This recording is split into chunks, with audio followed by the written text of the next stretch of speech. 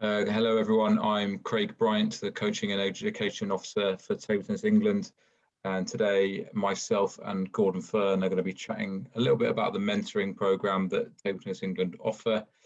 As I said, joined by Gordon Fearn, top table tennis coach, who's based in the Derbyshire area.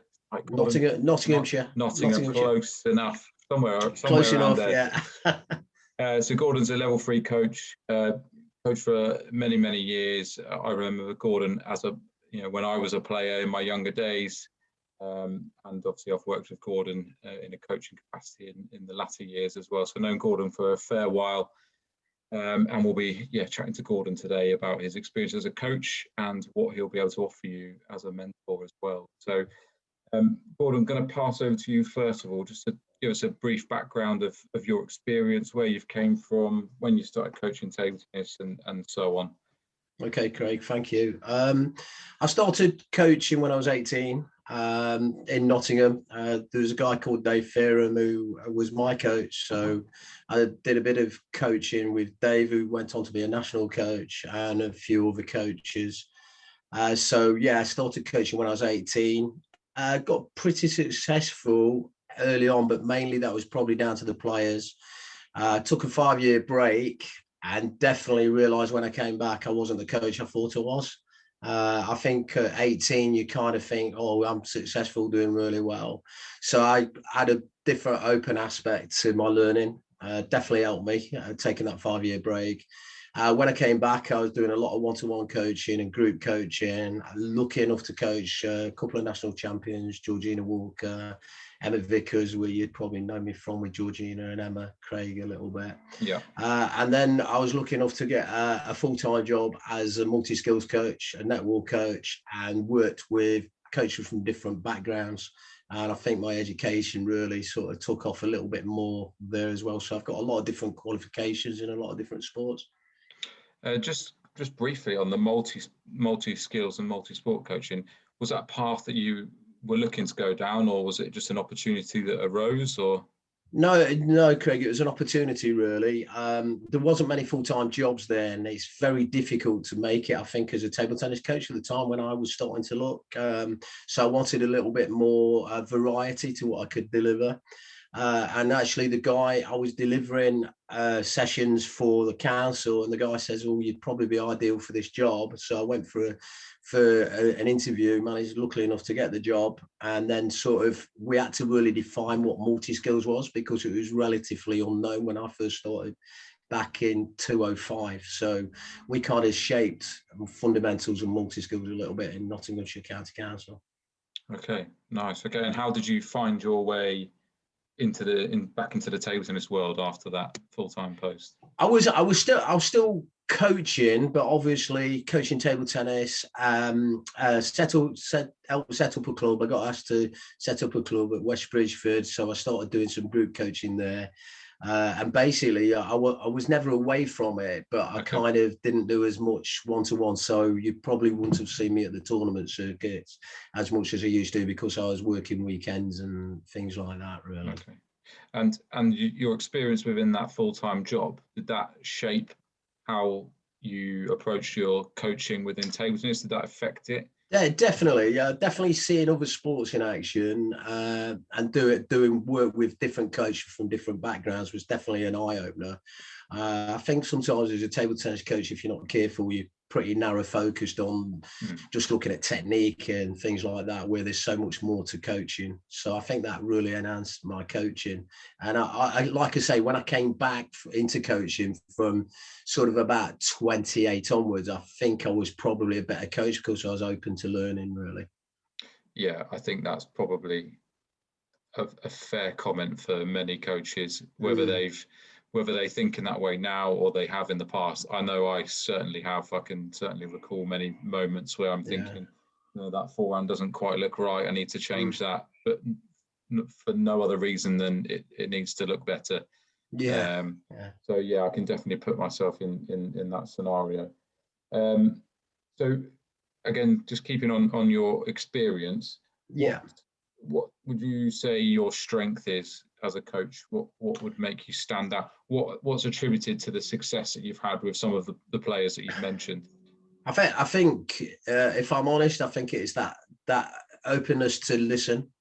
Listening is a real big key element that I think I've always been pretty good at, and knowing what the player wants and trying to see what the player wants. Being open to that learning, but also experience is kind of vital.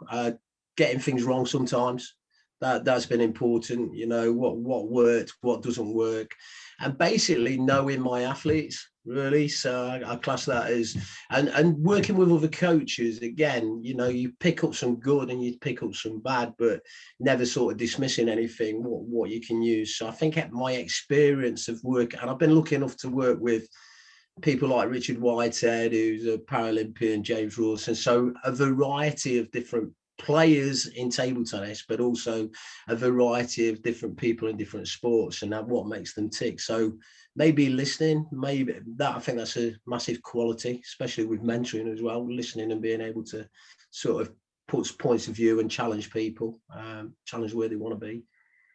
Yeah, I think as well as that, what you touched upon there, knowing your player, and you know, that's tough to do once a week in a group session, isn't it? Definitely, yeah. I think if you're looking to, you know, push players on, it's that contact time, and through that contact time, you really start to understand how they tick and how they work and what they react to. Yeah. Good.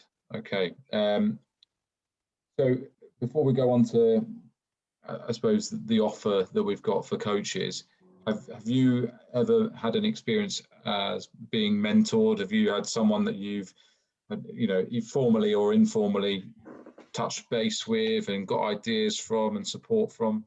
Yeah, there's quite a few. I think it's important to build a network up really of different coaches. And like I say, I've been lucky enough to different backgrounds. The office I was working in, it had Jimmy Smith, who was a basketball coach, Bill Furness, who coached Rebecca Adlington, so we could share ideas. Working with the guys on the Play Sport project at Nottingham was really good. But in table tennis terms, a guy called Dave Fearn, who's national coach, who was national coach at Scotland. Dave was my coach, so I think I learned a lot of patience off Dave, how he treated people, really important. And I was lucky enough to do some work with a guy called Peter Hurst. And I'm going back a while ago. Some people might have heard of these guys and might not have. And I really learned quite a lot off Peter technically as well, which again, and again, it's one of these things where if you're not careful, people tend to criticize other coaches. And I just had an open mind of going, okay, what can I learn from this guy? Oh, Dave's different to Pete. Bill's different to Jimmy. What can I take away that's positive for me to use, but I'll build my own philosophy? What I felt was the right way for me to coach as an individual. Yeah, that was going to be my follow-up question, I suppose, is that, Sorry. you mentioned two different people. You know, you can't take everything from both people. No. So it was going to be, how do you choose? How do you select those things to suit your coaching style? Yeah, I think for me it was knowing what my philosophy was and what I wanted. And I always think for me as a coach, the players own the session. I think I really believe that they own the session. And if somebody says they want to be somewhere, you've got to challenge where they want to be and how they're going to get there. But it's their session. They have to eventually take ownership for that session. You're a facilitator as a coach. So for me, I took the best bits of what I saw in Dave and Pete and other people and says, yeah, I'm going to use that, or I'll do that slightly different. And, even when I'm doing things, I don't want people to sort of be me. I want them to be them, but, they might do it certainly a different way. I'm sometimes a talker. I need to back off sometimes, but I know my person. I think knowing me helps me be a better coach as well. So I think you need to know who you are. Absolutely. I think having that awareness within a session, what's going on, what you're saying, where you are, you talking enough, not too much, all that sort of stuff is really important. And I think it comes with, experience, doesn't it, and getting out there and being in different scenarios. Yeah, and putting yourself in those situations, but then being aware of you, like you said earlier, Craig, being aware of those players and what their needs are.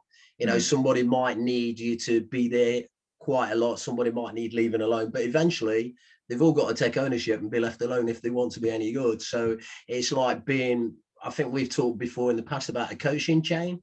So it's being aware of when to pass players on, when not to hold time. It's never about you. It's always about the player. Yeah, completely agree. Yeah, sometimes, we get caught up in our own world as coaches, I think, and that's a good message to remember. Yeah, it's about the player. So a little bit more onto the mentoring then. So we've obviously got this mentoring program available for all coaches. It's not limited to licensed coaches. It's open to all the coaches that work within table tennis. Why do you think that's important? Why do you think people should be taking advantage of opportunity to speak to the mentors that we've got on offer?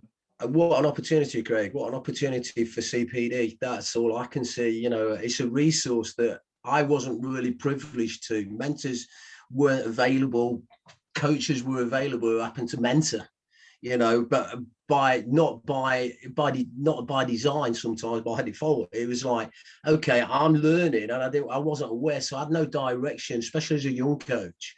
Because I was quite successful as a young coach, I thought I was, the bee's knees, and I wasn't. I had nobody to challenge me, nobody to sort of say, okay, have you tried it this way? Could you do it that way? So I had nobody to listen to if Dave wasn't there. When Dave went to be a national coach in Scotland, I kind of lost the guy who was the mentor. So that was good in a way, because I learned to deal with a lot of things on my own, but it would have been nice. And we did keep in touch. So it's always nice to bounce ideas off people and challenge, I think. I'm sure you do that with people. It's like, okay, how can I challenge myself to be better?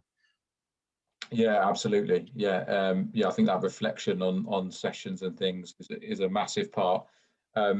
And I think even thinking about what we're doing now, we do not live 2 miles away from each other.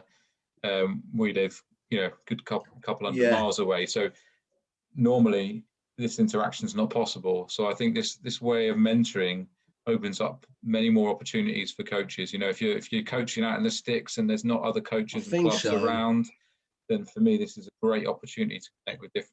Also, Craig, if you think about it, there's a lot of new coaches who do a coaching course, so they do the level 1 or whatever, and then they go work in the club that they've probably worked in as a player, and then they're so used to that coach who they're working with, who could be a great role model and mentor, but they're not getting any other ideas from anybody else. And sometimes you need to, this is a fantastic opportunity where you can actually explore. And like I say, when I work with Nottinghamshire County Council on this Play Sport project, not only was I working with other coaches, I was working with high-level coaches who challenged me.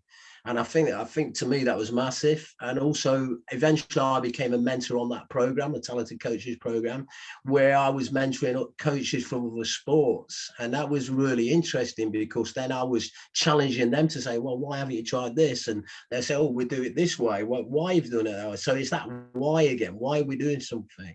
So for me, when we're tutoring, because as you know, we tutor, to go out there and have somebody, you're sending a learner coach out into a world where they're probably still learning, and just have somebody to feed ideas off, and not always the same person to sort of say, oh, I can reach out to a mentor on this program and just challenge what I'm doing, and probably maybe going in the same direction, maybe a different direction, but just to say, oh, I can get this idea from here. I can use that and get your own philosophy. But to challenge and sort of guide and facilitate, and just to really say, okay, how am I going to make myself a better table tennis coach, really? Good. And if we go a little bit more specific, if coaches were to book you for a session, what specifically do you think you could offer? What's your skill set? What do you think you could inspire? I think one of the main Yes, I think one of the main things I have mentored, so I'm aware of different people from different backgrounds and different sports. With table tennis, I think I've got experience. I think I'm a good listener. Most people would probably have known me a little bit when I was coaching Georgina and Emma, so they'd probably know me for that. Where I've done a lot of movement videos, so I've done a lot of movement around fundamentals and multi skills. and I think outside the box a little bit as well. So I think what you'll get from me as a mentor is an honest, open dialogue in terms of what you're looking for. And I would really be interested in anybody that came to me to sort of see where they wanted to go. But in terms of that, I can definitely offer probably experience around multi-skills fundamentals that they could bring into the coaching, definitely. I have been lucky enough to work with players from all different levels, so not only internationals and Paralympians, but beginners. So I think I've just got a wide range of experience, really. And like I say, I think being a mentor already on a program sort of gave me an insight into, say, how I can challenge some people. And some people might just want to come and say, can you observe a session? That's fine. And some might say, can you give me some ideas? Which I'm sure I would do, but then I challenge why you're doing that. Why you do want to do that idea? So really supportive, but also challenging. So I think that's what I could offer. Good. Yeah, I absolutely agree. I think you could offer many, many, many things. For me, what I think you bring to the table is a different thought process. So I think it's, like I said earlier, it's very common to, I think, get stuck in your one way of coaching because your coach coached that way and this is how you coach. And then you often find sticking points in sessions of I can't quite teach this skill or they're not quite progressing. And I think that's where I think, in my opinion, you have a great strength of, have you tried it this way? Have you tried it this way? Just changing the focus and the strategies. And I think that would be, as well as the things that you've mentioned, I think that would be a big of yours. If people were to take some time with you, I think they'd come out thinking, I've got lots of ideas that I can go into my next session with. I think that's, I mean, sometimes I do like workshops. So I do a lot of fundamental workshops where people go away with lots of ideas, but then they don't know how to implement them. So that again, somebody will say, oh, where can I use this from? And what a great, like I said earlier, what a great resource to have to be able to tap into somebody that's probably done quite a bit and go, okay, I can use that. You tap into people, I tap into people because I want knowledge. I want to be able to help and improve my coaching. And I think if people can sort of buy into this mentoring program, it's such a fantastic resource to have with all the other coaches you've got on who've got knowledge and experience different to me, but still knowledge and experience that they can go, okay, I'll try that person now because I want to get some information there. Brilliant. Excellent. Thank you very much. We'll round it up there, Gordon. Okay, Craig, thank you. Thank you very much. For anyone who's interested in the mentoring program, as I said, it's open for all coaches. You can find it on the Table Tennis England website underneath coaching and then underneath mentoring. We've got 4 different coaches and I won't go into their backgrounds and details. That will be on the website there. And of course, Gordon's profile will be there as well. You can book a half-hour session. I think it's for $22.50. Again, not much money, just for a one-off insight. Have a little chat, get some ideas. You'll be fueled for the start back, which is hopefully imminent within the coming weeks. So as Gordon says, take advantage of the offer and have that open mind as to how you can do things. But thanks again, Gordon. Thanks, Craig. Thank you. Catch up soon. Cheers, mate. Thank you. Cheers.